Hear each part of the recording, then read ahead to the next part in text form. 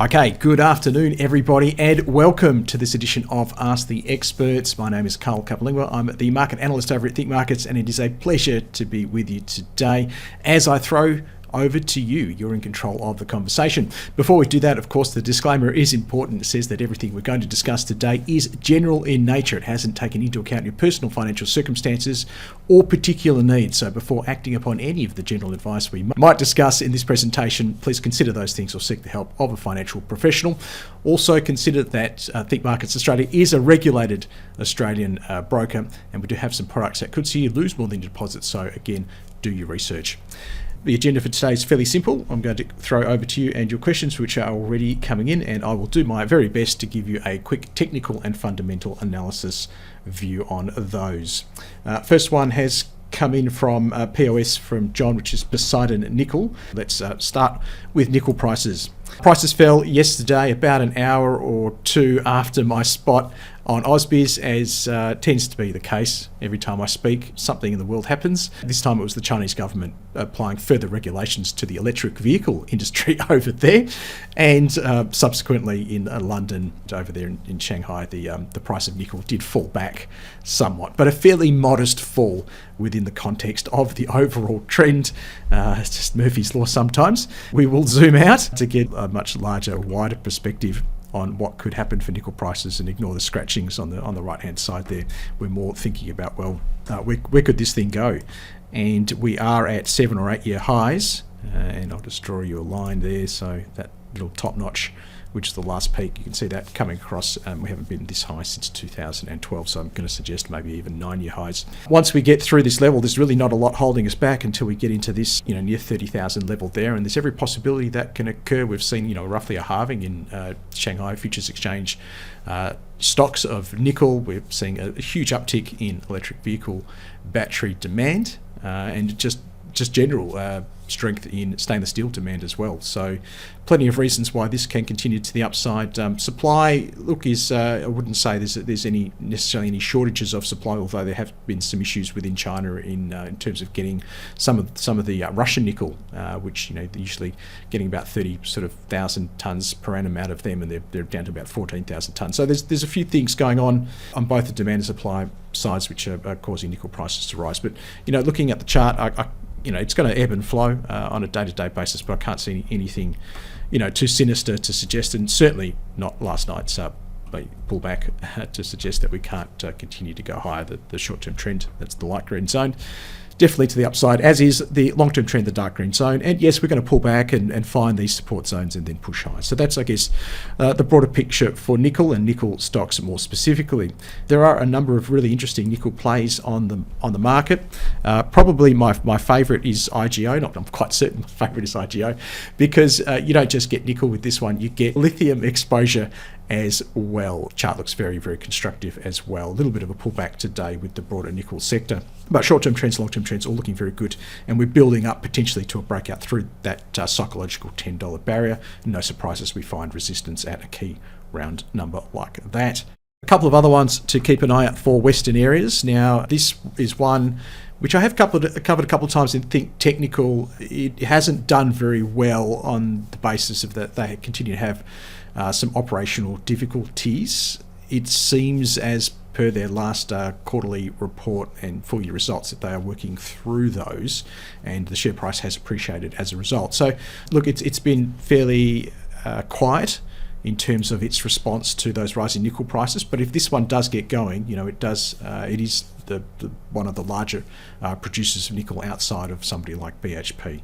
So that's worth keeping an eye on as well. And breakthrough 350 could be very interesting on that one. Trying to think of the other ones. Nickel mines, of course. This is the big Indonesian supplier of nickel. They have a partnership there with Tsingshan Holdings, which is a massive stainless steel company in China. And we'll go to the daily chart. This one's a little bit interesting. It's probably the least leveraged, I guess, to the nickel price, although not to say that is not going to be beneficial to them, but they're a very, very low cost producer. So when I say that, they're not a marginal producer like the next one we're going to see, where the price of nickel is really really important. So a bit flat on that one. I'm not sure what's going there and why it's not responding better to the nickel price. It certainly is a very well run company with great cash flows, and it doesn't look expensive either. But the fickleness of the market, I think, is having a bit of an impact on that one. And then Poseidon Nickel, which is the specky of the bunch. Looks pretty good on the chart, a little bit quiet today, but short-term trend very much to the upside there, and the long-term trend looking very, very good. These guys are not in production. Out of all of the ones I've spoken about today, this is the only one that's not in production at the moment, and they are hoping to get there. They've got a very large nickel deposit over here in WA called Black Swan. They're still doing drilling and trying to increase the reserve, but they need a partner and some capital to get that going, and that will be more likely to come, and it'll be facilitated by high nickel prices. So it is definitely the specky of the bunch. There's plenty of nickel there to get out of the ground, but we need high nickel prices for that to happen. Certainly if we look at some other technical factors here, like the volumes, it's good to see there is some interest in the market. It is becoming the market is becoming more aware of this. I've been talking about this in Think Technical for well over a year. You can see some of the scratchings here. We covered it around about that sort of 7 cent mark, and I was on Ausbiz speaking about it. Had a bit of a lull, but it seems to have caught the rest of the market's attention now. You can see here through the volume. But this decline in volume more recently, I think, is symptomatic of a reduced amount of supply in the market. So I think that's constructive. With prices remaining high, that's telling me there's still plenty of demand there. Volume is falling, telling me that supply is drying up. Potentially, if that nickel price can really get moving, then we could see this one break to the upside. So, look, certainly a hold for me. I've been happy to buy it around here, in and around this support zone. We've seen in the past and on many other charts that is a good place to be accumulating, and on the basis of that long-term trend. So, hopefully, I've given you even more, John, than what you're asking for there, with a broader nickel sector fundamental and technical overview. And I'm certainly a holder and or a buyer if you don't have anything in it on Poseidon. The next one is QPM from Bippen, Quensland Pacific, and I'm pretty sure you've asked me about this one a couple of times before, Bippen, and I hope I told you to hang on to it or continue to buy it, because it still looks very, very good. I can't fault this one, and I'm probably just going to go ditto on the last thing I said to you on this, which was, the trends are very strong. Price action is very good in terms of higher peaks and higher troughs, and where those peaks and troughs are occurring. So you can see that we're regularly pulling back to previous areas of resistance, and they are acting as support, maybe a little bit less so there, but certainly we did eventually find it around the moving averages and pushing higher. So I'm pretty happy with that one, Bippen. If you've got it, if you'd like to buy more, the best place to do it, buying pullbacks, you might get a chance in and around those moving averages. So somewhere in those low 20s might be the case, but often I say that and you don't get the chance. So I'll leave it up to you. Okay, Craig's asked for a Solana chart. And look, no surprise that we're seeing a little bit of a pullback here. There is some supply that's come into the system finally. It's one of those things, and I think crypto's that sort of asset class that, if you like the story, you've got that option of just being that long-term hodler, HODLER. And that's kind of the way I look at Solana, with my own personal holdings of Solana, is that, I'm not really a trader of this thing. I'm happy just to hold it and see where it goes, and I've got risk money on it, so it's not my life savings. It's certainly it's worth a lot more than what it was when it started, to be fair. But even if it went back to where it started, I wouldn't be fussed. It's just one of those things that you kind of just see where it'll go, and who knows. The demand is still significant in the system, because if it wasn't, this thing, when things go up vertically like that, we often expect them, and especially in crypto, to just collapse back down again. And the fact it hasn't, the fact that we've seen these very small black bodies coming in these more recent candles, even though they have some shadows, which indicates the natural volatility and excitement in the space, a very, very small amount of supply that's coming into the system, but it's persistent, let's face it, and profit taking, no doubt. Because we hit a big round number at 200, Cardano hit 3.0, we have to expect that people that got in at very low levels, or even that didn't get in at low levels, that got in at 100, there's 100% profit at 200, and they're going to get out. So we're going to see some supply there. Where can it come back to? Obvious levels around about that 140, and that would just be a buy/accumulation point. So for Craig, if you're like me, you're just going to hold it anyway. If you're a trader, then you might want to play the game of selling here and trying to buy back at 140, but I think that's a bit of a silly game. What software do you use for tax time for crypto? Don't use software for tax time. And because I'm a hodler, I'm not going to have any tax issues this particular year, Craig. So I tend to just buy them and hodl them. I'm less a trader. I trade shares, but not so much crypto. So I'm probably not the right person to ask for that one, simply because it's just not my style with this particular asset class. I have done some trading in Bitcoin and Ethereum, and in terms of software, I tend to just aggregate my P&L at the end of the year and just report a P&L to the tax office rather than individual trades. So I have just a spreadsheet that I just keep track of my own stuff on. So I'm not sure if that helps on that question. From Marco, can we do a fundamental analysis, technical analysis on JB Hi-Fi? I hope you're doing really well on that, Craig, by the way, and I hope you've got a massive tax bill to pay on Solana. That's we don't like to pay tax, but in many ways, as a trader, over many years, you learn that paying tax is a good thing, because it means you made money that year, and that's not always the case. Geez, we've done some work on this one, haven't we? JB Hi-Fi. I was going to delete everything, but the work's pretty good.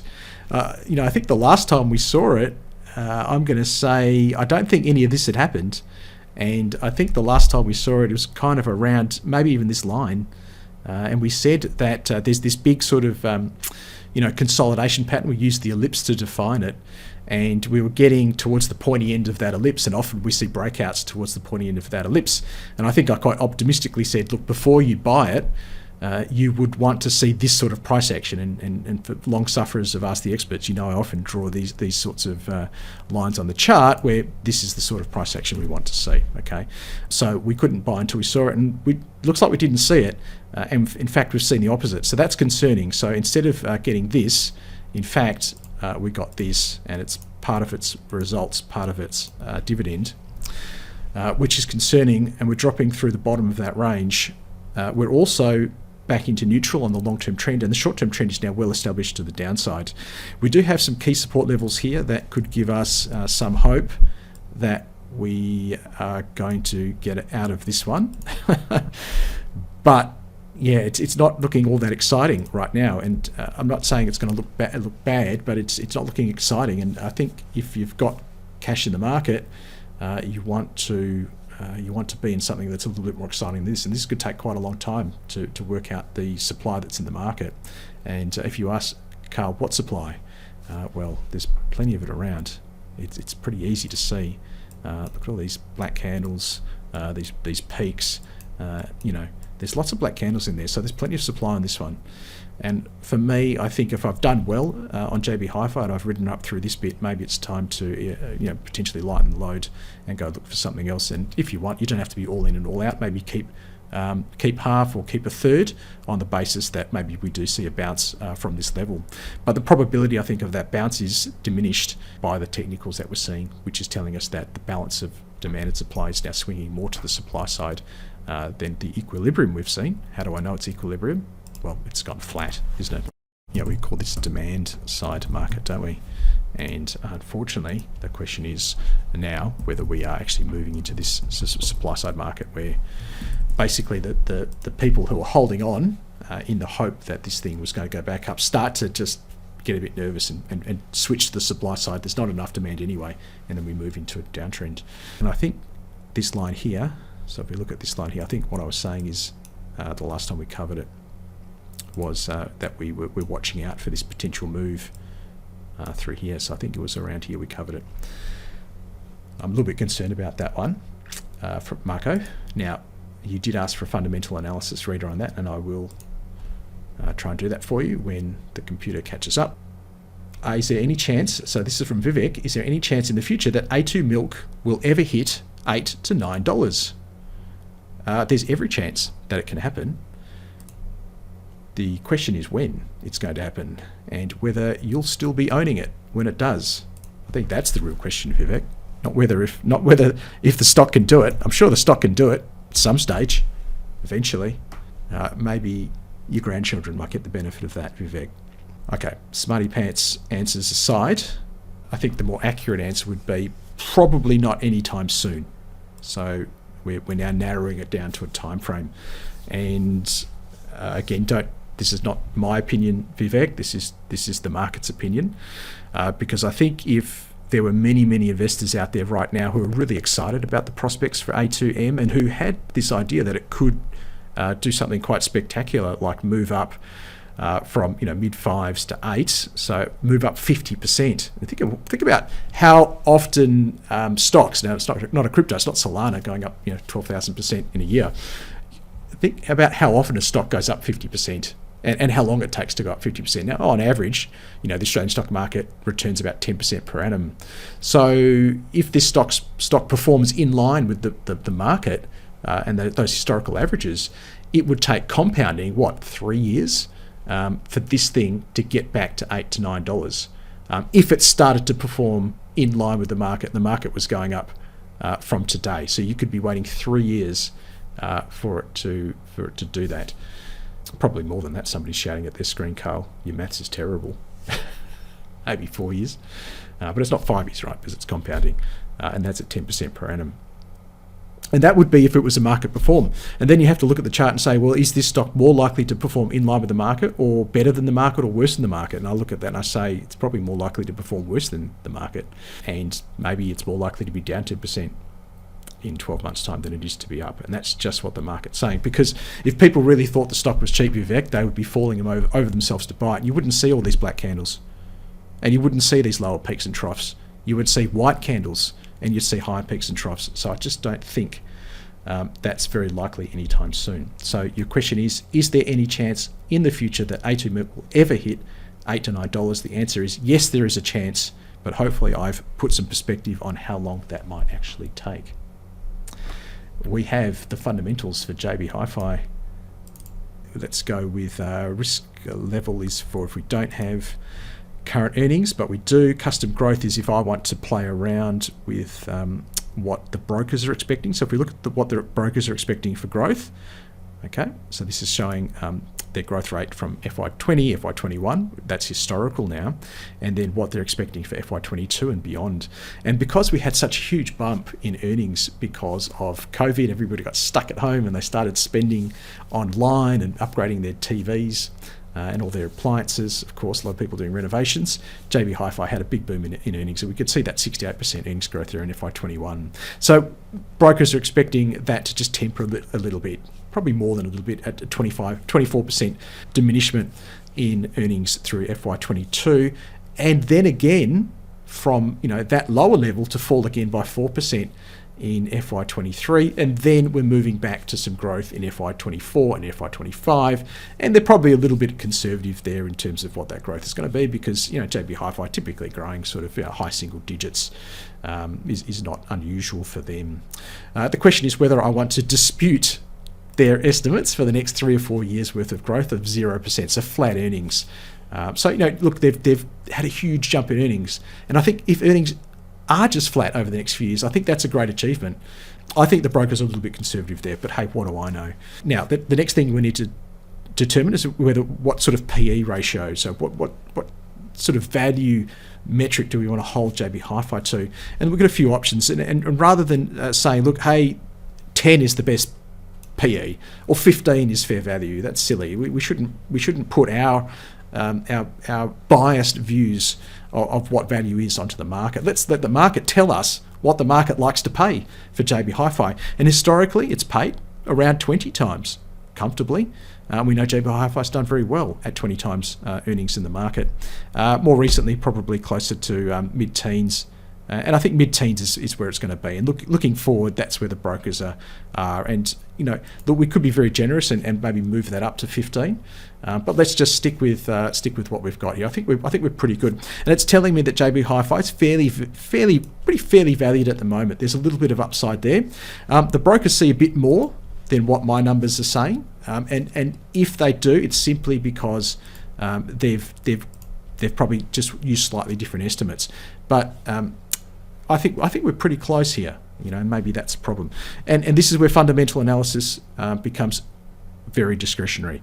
If we were to change this, so if we were to say, well, fair value, actually, Carl, I think you're wrong there. I think 15's probably a better approximation of what the market is seeing fair value. And then we start to get a little bit of upside. Okay, we move up to about 11% upside there, with a target closer to around $50, and that's a bit closer to where the brokers are. And then you could say, well, I think the brokers are a little bit conservative. I think these guys are going to do better than what the market's thinking, and maybe they're going to average somewhere between sort of 3 and 5% growth.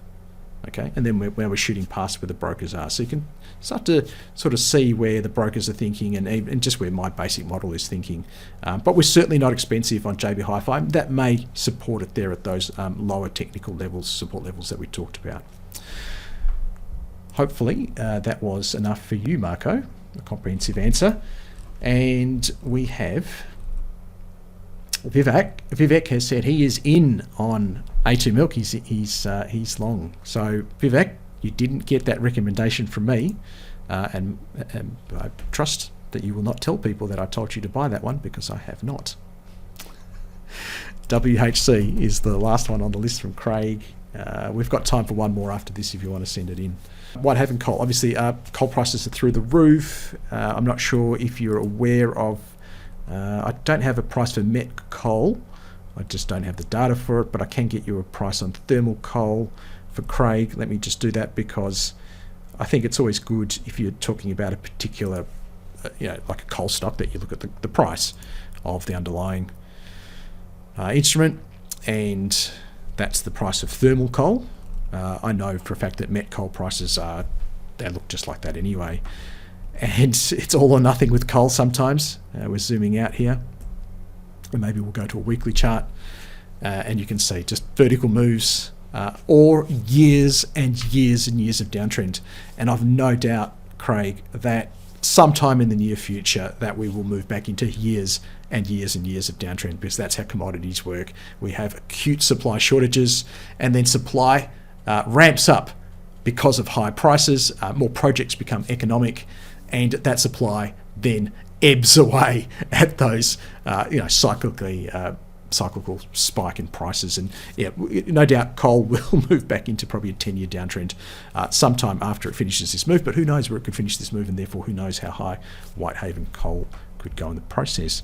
But perhaps that gives you some insight into how you need to trade this one. So, make your money, ride the trend whilst that trend's in place, but be prepared at some stage to transition out of that trade. And let's stick with this weekly chart on Whitehaven, because it gives us a bit of perspective of what this one can do and what it's done in the past in response to those crazy big spikes in the coal price. And I'd be thinking, hey, and you've got to have big picture thinking sometimes with your trading, because if you don't think big, you'll always get out with tiny profits. And that's not how we make money as traders. We want big profits and small losses. So think big sometimes and give yourself the chance to hold on. Having said that, we're trailing stops up, and we're being very sensible with our risk whilst we're doing that.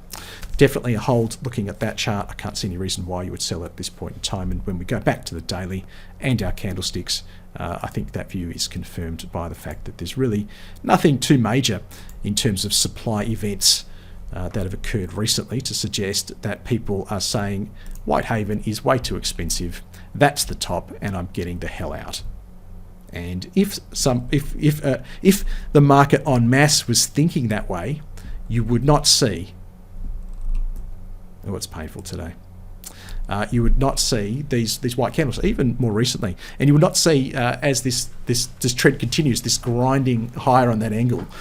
What you tend to see is a sharp pullback when the market is thinking that, hey, this is stupid. There's no way this should be here. You get sharp moves down. You get big moves down. It's like Solana, that gradual pullback. There's still plenty of demand in the system, and there's fairly limited supply. So 100% hang on to that, Craig. If you're looking to get in, then maybe look to buy any of those pullbacks to the green zone. Have some patience, and you're probably going to get that opportunity. And we can see many times, where that tends to play out, and just keep an eye on that. But the trend looks good, and certainly I like this one. We've covered it a couple of times in Old Think Technical there, but definitely hang on to that one. Okay, what is your expectation about uranium stocks from Vivek? You'd have to throw some at me so I could look at the charts, Vivek. I know Paladin, which I covered a few months ago. I haven't looked at it for a little while. Well, there you go. I got that one right. You can see some of the scratchings here where we covered it. In Think Technical, I was on Ausbiz calling it, so that one's pretty good.